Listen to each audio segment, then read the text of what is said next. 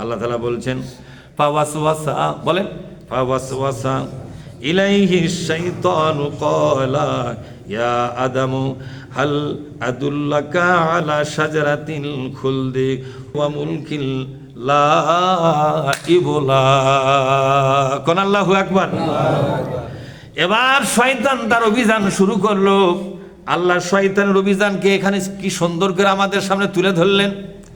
শয়তান তার অভিযানে গিয়া প্রথম আদমকে ডেকে বলল, গো আদম, শয়তানের লিবাস পরে গেছে না ফেরেশতার আকার ধরে গেছে। শয়তান তো আকার চেঞ্জ করতে পারে, তাহলে শয়তানের আকার ধরে গেলে তো আদম নবী চিনা ফেলাবে, ঠিক না? যে এই তো আমাকে সেজদা করেনি, হ্যাঁ, গেছে অন্য একটা সাইজ ধরে, যাতে আদম আলাইহিস সালাম বিশ্বাস করতে পারে। শয়তান কিন্তু হাওয়ার কাছে যায়নি, কার কাছে গেছে? দেখেন, ইয়া আদম, শয়তান বলতেছে, ওগো আদম, হাল আদুল্লাকা, আমি কি তোমাকে বলবো না, আলা শাজারাতিল খুলদি, ওই চিরস্থায়ী একটা গাছের কথা কি বলবো না, মুলকিন লা ইউবলা, আর চিরদিন ক্ষমতায় থাকতে পারবে, এই জান্নাতে চিরকাল তুমি বাসিন্দায় থাকতে পারবে। কেমনে থাকতে পারবে? ওই থাকার কথাটা কি খুলে বলবো নাকি? শয়তান তার অভিযান শুরু করলো। এক সময় শয়তান সফল হয়ে গেল, জোরে কান্না নাউজুবিল্লাহ। শয়তান কি হয়ে গেল? সফল হয়ে গেল।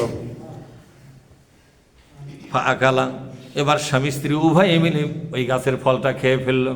এটা তো সবই জানেন আপনারা। গাছের ফলটা খেললো। ফাবাদাত লাহুমা সাওআতুহুমা, আল্লাহ পাক বললেন সাথে সাথে জান্নাতের পোশাক আদমের গায়ে যেটা ছিল, হাওয়ার গায়ে যেটা ছিল, খুলে পড়ে গেল, উলঙ্গ হয়ে গেল। অতফিকম ইয়াকসিফানি আলাইহিমা মিন ওয়ারাকিল জান্নাহ, এরপরে বেহেশতের অন্যান্য গাছের বড় বড় পাতা দিয়া স্বামী স্ত্রী তার লজ্জাস্থান থাকলো। স্বামী স্ত্রী মানে কি? আমাদেরই বাপ মা, ঠিক না? লজ্জাস্থান থাকলো। ওয়াসা আদম রব্বাহু, আদম তার রবের হুকুম অমান্য করে বসলো।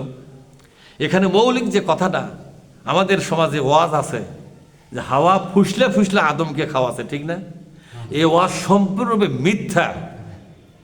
সম্পূর্ণরূপে কি? একেবারে পুরোপুরি মিথ্যা। আর একটা লাইনও সঠিক নয়। ফল খাওয়ার নেতৃত্ব আদম দিয়েছেন, হাওয়া দেয় নাই। নারী জাতিকে পায়ের তলে ফেলাবার জন্য, নারী জাতিকে চিরকালের অপরাধী বানাবার জন্য এই ওয়াজগুলো বিভিন্ন মতলববাজ লোকেরা বিভিন্ন বই লিখে রেখেছে। ওই লেখা দেখে তা প্রমাণও করলো না। এক একটা ওয়াজ হাদিস দিয়া না হয় কোরআন দিয়ে প্রমাণ করা দরকার ছিল কিনা জোরেখন। কোরআনের নাম হলো ফোরকান। কোরআনের নাম কি? ফোরকান মানে কি? কোনটা সত্য আর কোনটা মিথ্যা তা আলাদা করে দেওয়ার ক্ষমতা কার মধ্যে আছে? তাহলে এই কোরআন দিয়ে তো আপনি ওয়াজটা কোনদিন যাচাই বাছাই করলেন না। করছে হাওয়া পুরোটাই খাচ্ছে, যার কারণে হাওয়ার গলার কোনো গুটি নাই। আর আদম খাবার ধরে মনে করছে আরে এটা তো খাওয়াই হবে না, পরে গিলবাও পারে না, নিচেও যায় না, উপরে ধরে বাইরে গুটি হয়ে গেছে। নাউজুবিল্লাহ ভাট করে। আরে মহিলাদের শরীরের গঠন আর আমাদের গঠন কি একরকম হবে? তো গঠনে কম বেশি হলে তুমি আর আন্দাজে করে ব্যাখ্যা বের করবে? আল্লাহ পাক বলছেন, আল্লাহ নিজে বলছেন ঘটনাটা কার দ্বারা ঘটলো। এই স্টেটমেন্টটা কে দিচ্ছেন? জোরে বলেন, স্টেটমেন্টটা কার? আল্লাহ নিজে স্টেটমেন্ট দিচ্ছেন, বলছেন ওয়াসা আদামু রাব্বাহু, আদম তার রবের হুকুম অমান্য করে ফেললো, লঙ্ঘন করে ফেললো। ফাগাওয়া, দিকভ্রান্ত হয়ে গেল। এরপরে ফলটা পারলো আদম নিজেই, স্ত্রীকে ডেকে দুইজনে মিলে খেলো। তাহলে স্ত্রী যে খেয়েছে ফল, তা কার কথায়? আদমের কথায়। তাহলে আমরা পুরুষজাত মহিলাদেরকে অপরাধী বানাবার জন্য কিন্তু এগুলো ওয়াজগুলো করি এবং শুনি। কথা ঠিক না বেঠিক? ওয়াজ হচ্ছে একরকম, আর কোরআনে বলা আছে কোনটা সঠিক হবে? বাজারে যে চালু আছে সেটা সঠিক? যে বড় বড় হুজুর বলছে যে সঠিক? আল্লাহ বলছে আল্লাহটাই বাতিল নাকি? হ্যাঁ। এরপর আল্লাহ পাক বলছেন, তাহলে একটা তথ্য আমরা পেলাম। কি তথ্য বলেন তো? যে ফল খাওয়ার ঘটনা কার দ্বারা ঘটছে? আল্লাহর হুকুম অমান্য করার প্রথম নেতৃত্ব কে দিয়েছে? তারপরে তার সাথে ছিল কে? হাওয়া আলাইহিস সালাম। তার সাথী হয়েছিল কিন্তু নেতৃত্বে ছিল না। এখন আল্লাহ বলছেন দেখেন, সুম্মাস্তাবাহু রব্বুহু ফাতাবা আলাইহি ওয়া হাদা। এরপর আল্লাহ পাক তাকে নির্বাচিত করলেন নবী হিসাবে। সুবহানাল্লাহ পাঠ করেন। তাহলে এই নবী হিসাবে নির্বাচিত করার ঘটনা কোথায়? দুনিয়াতে না জান্নাতে? কথা বলেন। দুনিয়াতে না জান্নাতে? তাকে নির্বাচিত করা হলো।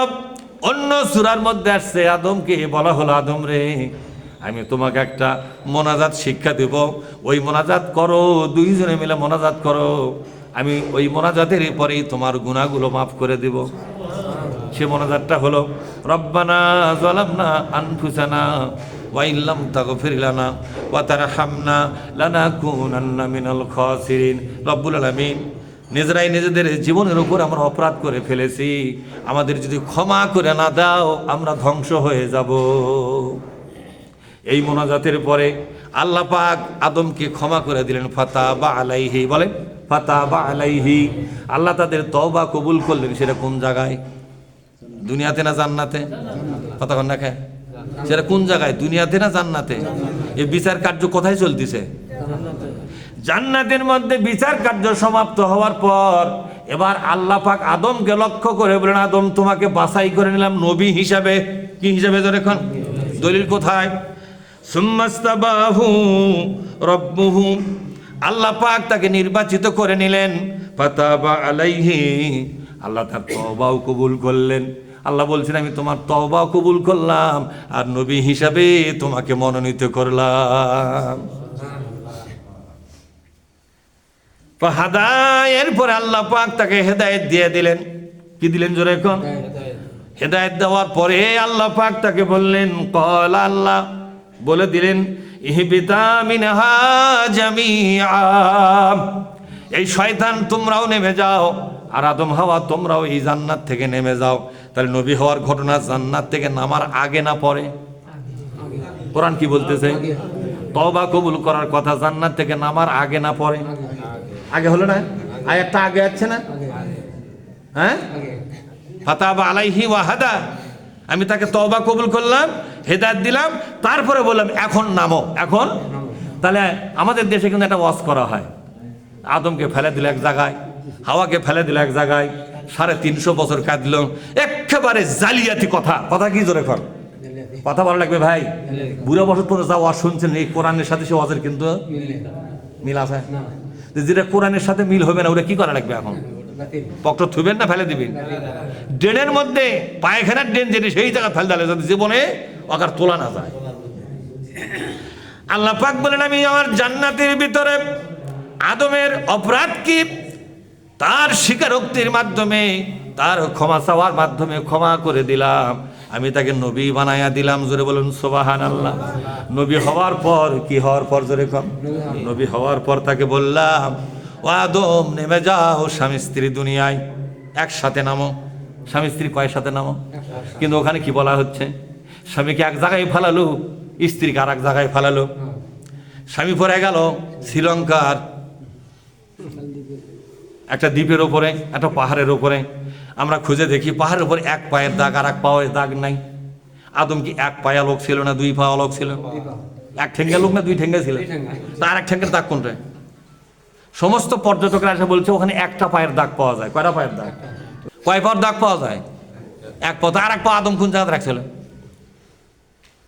সিংহল দ্বীপে এক পাও, আর এক পাও জেদ্দাত নাকি? আদমের ঠ্যাঙ্গে মিলে থোছে। মানে ইসলামের ইতিহাস নিয়ে যা ইচ্ছা তাই করেছে। কথা ঠিক না বেটি? তারা ইচ্ছাধীন হাতের মধ্যে করে নিয়ে ইসলামের ইতিহাসগুলোকে ঘোর পাক খিলেছে। জনগণক জিঙ্কা লালি খিলেছে। সিংহল, শ্রীলঙ্কার সিংহলে পাহাড়ের ওপরে একটা পায়ের দাগ দেখা যায়। এটা আদমের পাও নয়। যদি আদমের পাই হতো দুই পায়ের দাগ পাওয়া যেত। আর একটা পাও গেল কোথায়? উনি কি এক পায়ে এক খাড়া হয়েছিল নাকি? কোরআন বলতেছে না না, দুইজনকে দুইবারে দুই জায়গায় নয়, দুইজনকে আমি আল্লাহ নিজে এক জায়গায় নামাছি। তো যাই নামাছে এক জায়গায় তাই করছে এক কথা, আর এরা তো নামায়নি। এরা থতো আল্লাহর কথা, থতো আল্লাহর কথা, থো দুইজন দুইবার দুই জায়গায় নামাছে। যাই নামাছে তারই কথা মিথ্যা হয়ে গেল নাকি? এর কথা কন না খায়, নামাছে কে? আল্লাহ বলছেন, আয়াতটা শুনবেন না? কল আল্লাহ বললেন ইহবিত, তোমরা সবাই নেমে পড়ো মিনহা এই জান্নাত থেকে জামিয়া, যার যার দল আছে দল সহ নামো। আদম নবী তোমার দল কে বলে হাওয়া, ইবলিস রে তোর দল বল কে বলে এগলা, যার যার দল সবগুলা দল একসাথে নামো। ও আদম জেনে রাখো বাদুকুম লিবাদিন আদুব্ব, আজ থেকে আমি ইবলিসের সাথে মানব জাতির দুশ্মনী তৈরি করে দিলাম। মানব জাতি কোনোদিন ইবলিসের বন্ধু হতে পারে না, আর ইবলিসও কোনোদিন মানব জাতির বন্ধু হতে পারে না। কার কথা?